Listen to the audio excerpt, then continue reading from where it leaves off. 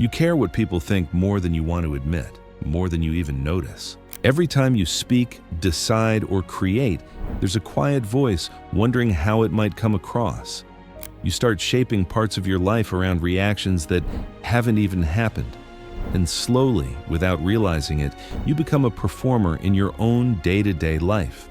The truth is simple. Most of your stress comes from an imagined audience. You rehearse your lines, edit your personality, and shrink your choices, not because you want to, but because you fear being judged for who you really are. The Stoics understood this long before social pressure existed the way it does today.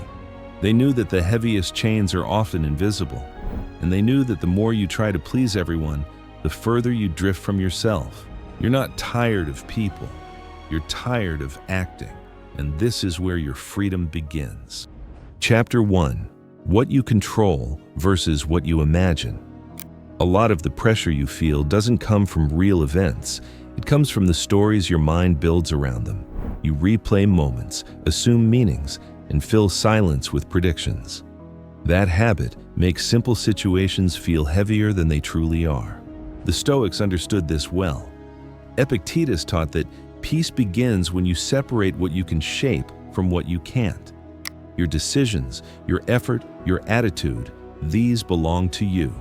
But someone else's opinion, mood, or thoughts, those are outside your reach, no matter how much time you spend imagining them. Yet most of us spend more time worrying about possibilities than focusing on what's right in front of us. Your mind tries to protect you by preparing for everything, but most of those imagined scenarios never happen. They just clutter your thoughts and pull you away from the present moment. Epictetus didn't live calmly because life was easy. He lived calmly because he refused to carry what wasn't his responsibility. When you keep your attention on what you can actually direct, your day feels lighter, your choices feel clearer. You stop getting lost in worries that were never real. And slowly, life becomes more manageable. Not because everything changes, but because you finally see what's truly yours to hold. Chapter 2. The Spotlight Illusion. Most of the fear you feel around other people comes from one simple belief: that everyone is paying close attention to you, but they aren't.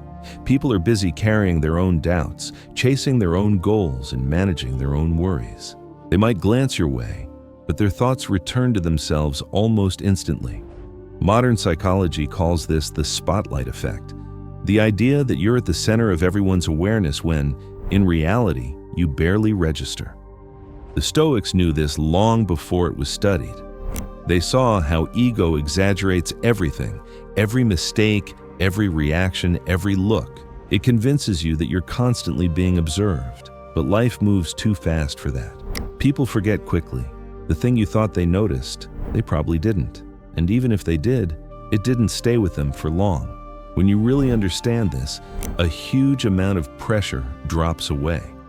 You stop rehearsing your lines. You stop editing yourself. You begin to move through the world with a little more ease. And that small shift opens the door to something you've always wanted: the ability to be yourself without constantly watching yourself. Chapter 3. The Pain of Living Through Others' Eyes. You can lose yourself without even realizing it. One small compromise at a time. A softened opinion here, a forced smile there. You change how you speak, how you act, how you think, all to avoid disappointing someone or to blend into whatever room you're standing in. The problem is that every time you reshape yourself to please someone else, you drift a little further from who you actually are. And eventually you look in the mirror and feel a quiet disconnect, as if you're living someone else's life. The Stoics wrote about this often. They believed that letting outside approval define you is one of the fastest ways to weaken your sense of self, because when your identity depends on the crowd gets to decide your worth, and crowds change their mind all the time. You don't need to rebel against everyone. You don't need to be loud or defiant. You just need to stop handing out permission slips for your own identity. The more you choose your values over their expectations, the stronger and more grounded you become. And slowly, you return to yourself, not the version shaped by others, but the one you've been missing. Chapter 4. The Stoic Practice of Inner Authority. Marcus Aurelius wrote privately because he understood something most people never learn. If you don't guide your own mind, the world will guide it for you. He wasn't writing for praise. He wasn't writing to appear wise. He was writing to build an inner voice strong enough to navigate life without constantly seeking approval. Inner authority is simple. Your choices come from your values, not from reactions to what others expect. It doesn't mean ignoring people or resisting advice. It means you decide which opinions matter and which ones pass through you without impact. When you live without inner authority, every comment becomes a command. Every raised eyebrow becomes a warning. Every silence feels like disapproval. You end up adjusting yourself to avoid friction instead of moving toward what genuinely matters. But when you build your own inner compass, the world quiets down. You don't need constant reassurance because your direction is clear. You don't need validation because you trust your reasoning. And once your actions come from a place you believe in, outside judgment loses its grip. Chapter 5. The courage to be misunderstood. If you want to live with clarity, you have to accept something uncomfortable. Not everyone will understand you, and that's okay.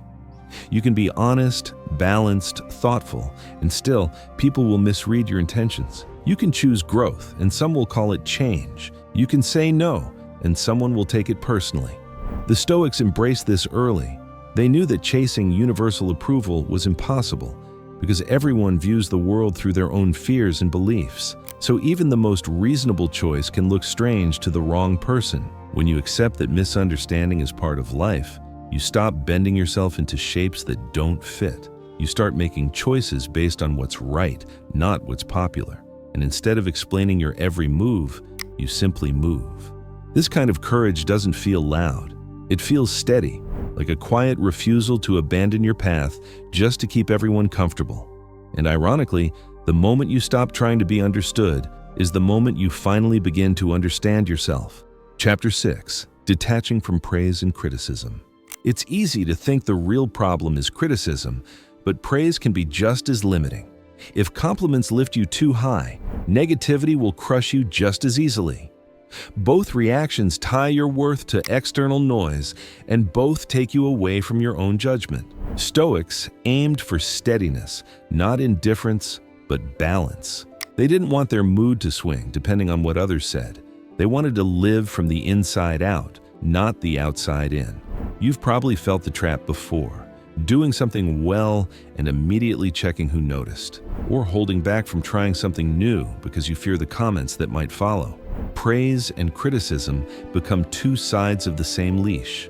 But when you start acting for the sake of the action itself, everything changes. You focus more on growth than approval. You judge your decisions by your own standard, not by how loudly others react. And that's where real confidence grows, not from being admired, but from being anchored. Chapter 7. Building your own standard.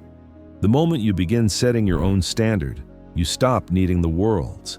Most people drift because they've never defined what good means for them, what integrity looks like, how they want to show up, what they expect from themselves.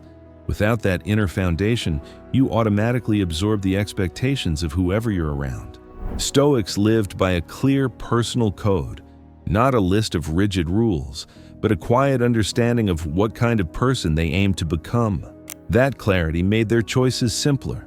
It gave them direction even when life felt uncertain. When you build your own standard, your decisions become cleaner. You don't feel the need to impress. You stop adjusting yourself depending on the room you're in. You start saying yes and no with conviction.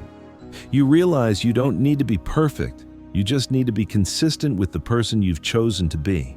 And once your standard becomes the thing you measure yourself against, outside opinions lose their influence, because you've already decided who you are. Chapter 8. The quiet life of self-respect. Freedom isn't loud, it's subtle.